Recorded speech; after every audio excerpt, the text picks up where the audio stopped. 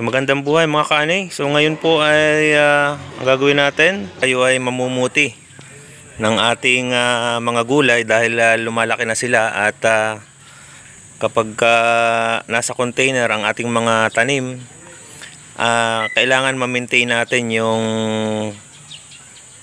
hindi pagtanda ng mga bunga, dahil kapag hindi natin naputi ng maaga, yung nakokompromise o nakokompromiso yung ibang mga bunga dahil nga ang lupa na nasa container ay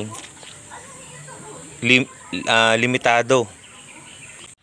So para naman madagdagan pa ang bulaklak at bunga ng talong, putihin na rin natin ang pinakaunang bunga ng talong na ito. Yan. Okay. So ganun din yung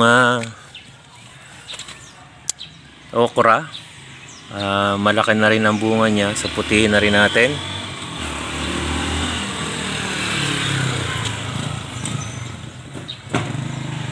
Actually napakarami pang sili dito sa ilalim, pero wala naman akong paggagamitan, kaya dito na lang muna sila. Ang problema pagka ang sili ay malalaki na at hindi mo pinuti, hindi sila bubulaklak. Dahil yung sustansya na dapat sana ipapunta sa bulaklak, nananatili pa rin dun sa mga bunga.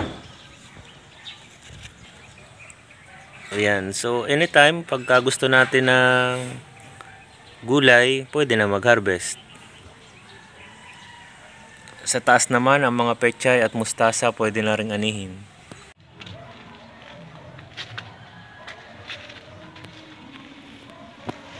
So yung kamatis natin medyo madilaw na, putihin na rin natin.